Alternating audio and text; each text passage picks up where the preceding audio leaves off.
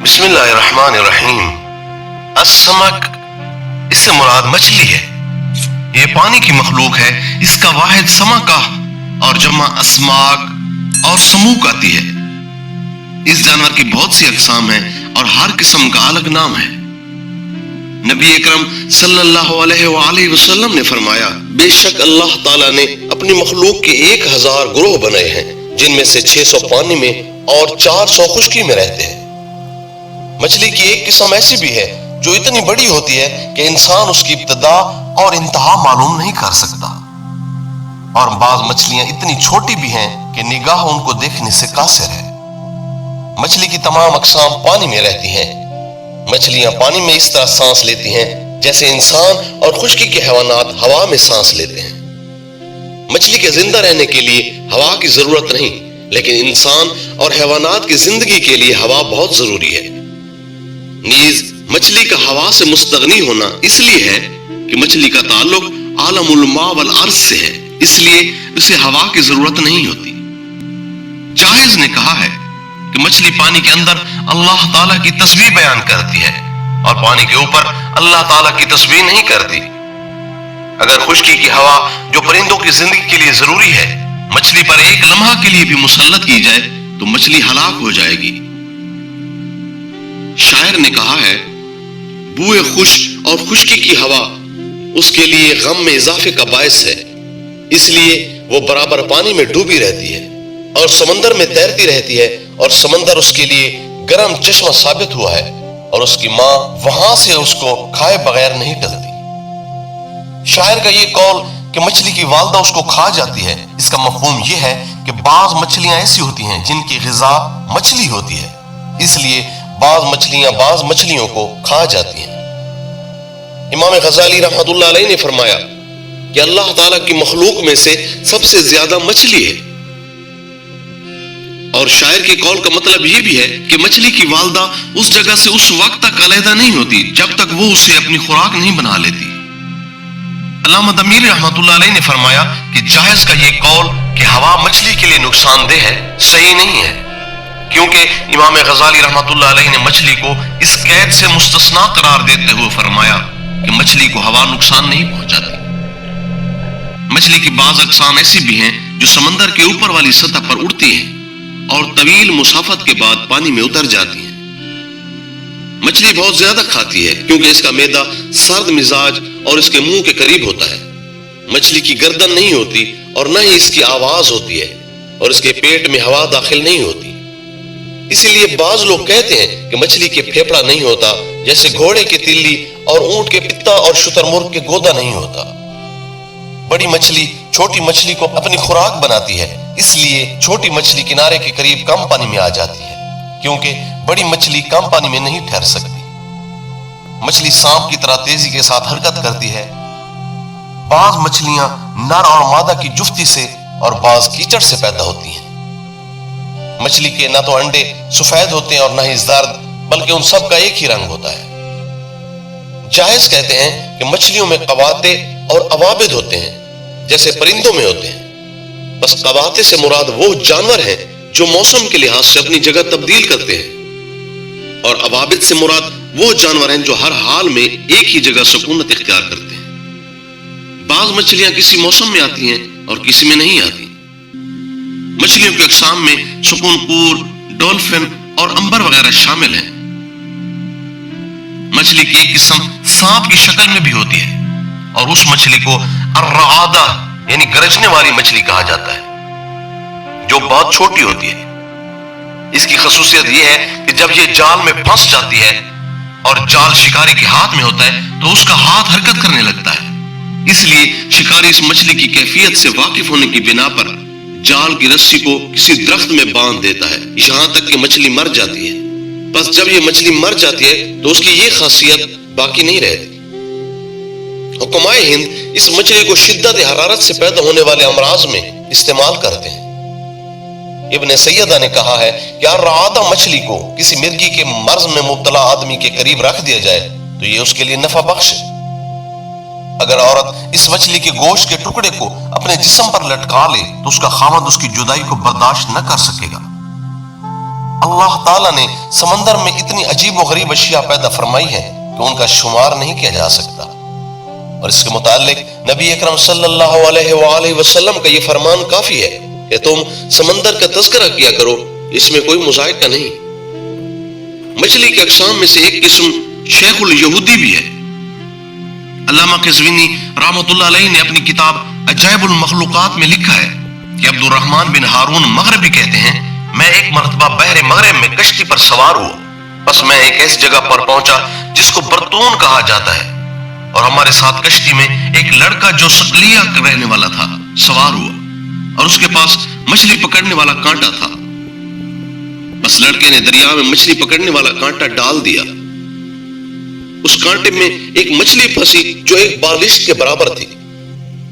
ہم نے اس مچھلی کو دیکھا، اس کے دائیں کان کے اوپر والے حصہ پر لا الہ الا اللہ کے الفاظ اور اس کے نیچے کی جانب محمد اور بائیں کان کے نیچے رسول اللہ کے الفاظ لکھے ہوئے تھے۔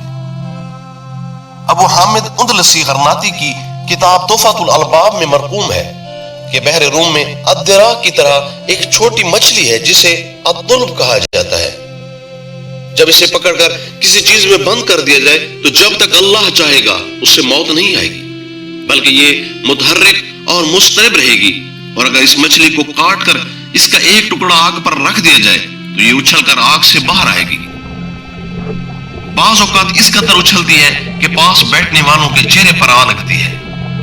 بس اگر اس مچھلی کو کسی ہانڈی میں پکایا جائے تو اسے کسی لوہے یا پتھر سے ڈھک دیا جائے تاکہ اس مچھلی کے اعضاء ہانڈی سے باہر نہ نکلنے پائیں، کیونکہ جب تک یہ مچھلی پک کر تیار نہیں ہو جاتی اس کی موت واقع نہیں ہوتی، اگرچہ اس کے جسم کے 1000 ٹکڑے ہی کیوں نہ کر دیے جائیں۔ شرعی حکم: مچھلی کی تمام اقسام بغیر ذبح کیے ہوئے حلال ہیں، خواہ وہ مری ہوئی کیوں نہ ہو، اور موت کا ظاہری سبب موجود ہو، جیسے جال میں پھنس کر مر جانا، یا ظاہری سبب موجود نہ ہو، ہر صورت میں حلال ہے۔ نبی اکرم صلی اللہ علیہ وآلہ وسلم نے فرمایا، ہمارے لیے اللہ تعالیٰ نے 2 مردار یعنی مچھلی اور ٹڈی حلال کر دیے ہیں، اور 2 خون، جگر اور تلی حرام کر دیے ہیں۔ مچھلی کے حلال ہونے کی دوسری دلیل یہ ہے کہ تمام مسلمانوں کا اس بات پر اجماع ہے کہ مچھلی پاک ہے، اگرچہ مری ہوئی کیوں نہ ہو۔ حضرت عبیدہ رضی اللہ اور ان کے ساتھیوں نے ایک مچھلی پائی جس میں سے نبی اکرم صلی اللہ علیہ وآلہ وسلم نے بھی کھایا۔ خواص: مچھلی کا گوشت سرتر ہے۔ سب سے عمدہ وہ مچھلی ہے جو سمندر کی مچھلی ہوتی ہے، لیکن اس کی جسامت چھوٹی اور اس کی پشت پر نقش ہوتے ہیں۔ اس کا گوشت بدن کو تر و تازہ کر دیتا ہے۔ مچھلی کا گوشت پیاس اور بلغم میں اضافہ کرتا ہے، لیکن گرم مزاج اور نوجوانوں کے لیے مچھلی کا گوشت بے حد مفید ہے۔ وہ مچھلی جو گرمیوں میں کھائی جاتی ہے بہت عمدہ ہے۔ مچھلیوں کی بہت سی اقسام ہیں، ان میں سے سیاہ اور زرد رنگ کی مچھلی اچھی نہیں ہوتی۔ نیز ابرامیس اور بوری نامی مچھلیاں معدے کے لیے مضر ہیں، اور ان کا گوشت کھانے سے درد اور غصہ پیدا ہوتا ہے۔ اسی طرح نہروں میں پیدا ہونے والی مچھلیاں رقیق اور مرطوب ہوتی ہیں، لیکن سمندری مچھلیوں کا مزاج اس کے برعکس ہوتا ہے۔ اسی طرح سلور نامی مچھلی، جس کو جری بھی کہا جاتا ہے، بہت زیادہ کھائی جاتی ہے، اور یہ پیٹ کی جلن اور پھیپھڑوں کے لیے بے حد مفید ہے۔ نیز یہ آواز کو صاف کرتی ہے۔ ماڑی مچھلی کا کھانا مادہ تولید میں اضافہ کرتا ہے۔ ابن سینا نے کہا ہے کہ مچھلی کا گوشت شہد کے ساتھ کھانا آنکھوں سے بہنے والے پانی کے لیے مفید ہے اور نظر کو تیز کرتا ہے۔ دوسرے حکماء کا قول ہے کہ مچھلی کا گوشت قوت باہ میں اضافہ کرتا ہے۔ علامہ قزوینی رحمۃ اللہ علیہ نے فرمایا کہ اگر تازہ مچھلی تازہ پیاز کے ساتھ کھائی جائے تو قوت باہ میں اضافہ اور ہیجان کا باعث ہے۔ اگر گرما گرم ہی کھا لی جائے تو نفع دگنا ہو جائے گا۔ اگر شراب پینے والا شخص مچھلی کو سونگھ لے تو اس کا نشہ ختم ہو جائے گا اور اس کی عقل بحال ہو جائے گی۔ اگر مچھلی اور سمندری کوے کا پتا ملا کر کسی کاغذ پر لوہے کی قلم سے لکھا جائے تو حروف سنہری نظر آئیں گے۔ اسی طرح اگر مچھلی اور چکور کا پتا ملا کر آنکھوں میں بطور سرما استعمال کیا جائے تو موتیا کے لیے بے حد مفید ہے۔ مچھلی کا پتا اگر پانی میں ملا کر پی لیا جائے تو خفقان دور ہو جاتا ہے، اور اگر مچھلی کا پتا شکر میں ملا کر حلق میں پھونکا جائے تو پھر بھی خفقان کو دور کر دیتا ہے۔ خوابوں کی تعبیر: مچھلی کو خواب میں دیکھنا جبکہ تعداد معلوم ہو، تو اگر 4 ہیں اس سے مراد خواب دیکھنے والے کی بیویاں ہیں، اگر 4 سے زائد ہیں تو مال غنیمت کی طرف اشارہ ہے۔ مچھلی کو خواب میں دیکھنے کی تعبیر بادشاہ کے وزیر سے بھی دی جاتی ہے۔ بس اگر کسی شخص نے خواب میں دیکھا کہ وہ مچھلیاں پکڑ رہا ہے تو اس کی تعبیر یہ ہوگی کہ اسے بادشاہ کے لشکر سے مال حاصل ہوگا، اور اگر کسی نے خواب میں دیکھا کہ وہ کنویں میں مچھلیاں پکڑ رہا ہے تو تعبیر یہ ہوگی کہ خواب دیکھنے والا لڑکوں سے لواط کرتا ہے یا وہ اپنے غلام کو کسی انسان کے ہاتھ فروخت کرے گا۔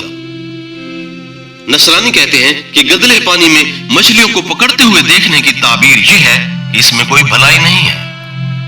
نیز اگر کسی نے خواب میں دیکھا کہ وہ صاف پانی میں مچھلیاں پکڑ رہا ہے تو اس کی تعبیر یہ ہوگی کہ وہ ایسا کلام سنے گا جو اس کے لیے خوشی کا باعث ہوگا۔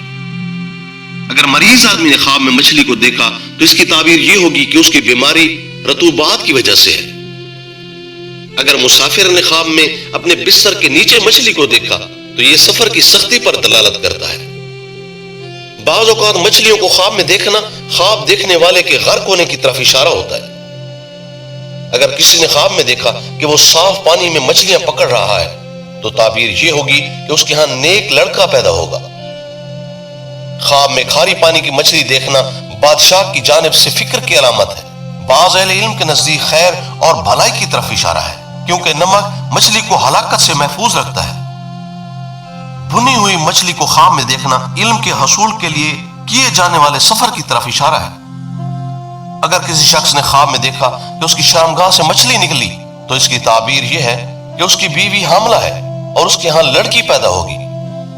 تلی ہوئی مچھلی کو خواب میں دیکھنے کی تعبیر یہ ہے کہ خواب دیکھنے والے نے دینی دعوت قبول کر لی اور اس کی دعا قبول ہو گئی ہے، کیونکہ حضرت عیسیٰ علیہ السلام نے اللہ تعالیٰ کی بارگاہ میں دعا کی تھی تو اللہ تعالیٰ نے حضرت عیسیٰ علیہ السلام کی دعا قبول فرمائی اور حضرت عیسیٰ علیہ السلام کے دسترخوان پر تلی ہوئی مچھلی نازل فرمائی تھی۔